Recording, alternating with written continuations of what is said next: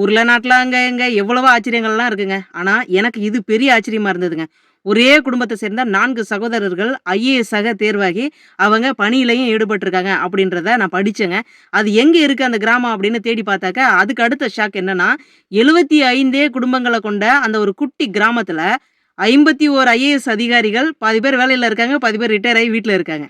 அது மட்டுமா, இன்னும் நாட்ல இருக்கக்கூடிய அனைத்து முக்கிய அரசு பணியா இருக்கட்டும், அல்லது அரசு சாரா பணியா இருக்கட்டும், இந்த கிராமத்த சேர்ந்த நபர்கள் தான் போய் இடம் பிடிச்சிருக்காங்க அப்படின்றத கேள்விப்படும்போது, இன்னும் அதிகமான ஷாக்குங்க. அப்படியாப்பட்ட கிராமம் எங்கேப்பா இருக்கு அப்படின்னு கேட்கிறீங்களா? உத்தரப்பிரதேசம் ஜான்பூர் மாவட்டத்துல இருக்கக்கூடிய மாதவப்பட்டி அப்படிங்கிற ஒரு குட்டி கிராமங்க. அந்த குட்டி கிராமத்துக்குள்ள போய் எந்த வீட்ட பார்த்தாலும், அங்க ஒரு ஓய்வு பெற்ற அதிகாரி, அப்படி இல்லன்னா அரசு பணியில இருக்கக்கூடிய அதிகாரிகள் நிச்சயமா அந்த வீட்டுக்குள்ள இருக்காங்கங்க. சரி, இது இப்பதான் கல்வியில விழிப்புணர்வு ஏற்பட்டு, இவங்கலாம் அந்த மாரி அரசு பணிக்கு வராங்க அப்படின்னா, இல்லங்க.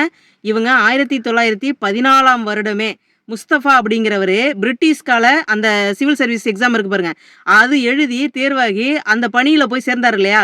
அவர அடிப்படையா வச்சு அப்படியே ஆரம்பிச்சிருக்காங்க. அடுத்துன்னு ஒவ்வொருத்தரும் எக்ஸாம் எழுதி பாஸ் பண்றது, போய் வேலையில சேர்றது, அவங்கள பார்க்கறது, அடுத்த தலைமுறை வர்றது இப்படியுமா இருந்திருக்குங்க. அப்படியாப்பட்ட கிராமத்த பார்க்கும்போதெல்லாம் நாமலாம் என்ன பண்ணிக்கிட்டு இருக்கோம்? அப்படிங்கிற மாதிரி தான் கேள்வி கேட்க தோணுது.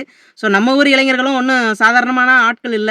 நாம படிக்காட்டாலும் நமக்கு கீழ வர்ற தலைமுறைய நிச்சயமா படிக்க வச்சிரணும் அப்படிங்கிற எண்ணத்துல இருக்கிறவங்க தான். ஆனா வேலைப்பளுவின் காரணமா அவங்கவங்க அங்கங்க ஓடி ஆடி திரிஞ்சுட்டு இருக்காங்க. ஸோ கிராமத்துல இருக்கக்கூடிய இளைஞர்களே, இந்த மாதிரியான ஒரு செய்திய நீங்க உங்களுடைய முன்னோட்டமா எடுத்துக்கிட்டு, உங்களுடைய அடுத்த தலைமுறைக்கு ஏதாவது ஒண்ண செய்யணும் அப்படிங்கிற அந்த எண்ணத்துக்கு வாங்க. சரி, இவ்வளவு பேசுறியே, நீ என்ன பண்ற? அப்படின்னு தானே கேட்குறீங்க. இப்போ 12ஆம் வகுப்பு படித்து முடிக்கக்கூடிய மாணவிகள், மாணவர்கள் யாரா இருந்தாலும், ஏழ்மைப்பட்டவங்க, குடும்பம் ரொம்ப கஷ்டத்துல இருக்கு அப்படிங்கிறவங்க, நீங்க நம்மளுடைய இந்த காணொளிக்கு கீழ கமெண்ட்ல உங்களுடைய மொபைல் நம்பர சொல்லாம நீங்க வந்துட்டு பதிவு பண்ணுங்க. அதேபோல எனக்கு Facebookல அல்லது Instagramல வந்து பர்சனலா மெசேஜ் பண்ணுங்க. படிப்புக்காக என்ன தேவையோ, அது நிச்சயமா என்னால முடிஞ்ச உதவிய நான் பண்றேன். நன்றிங்க.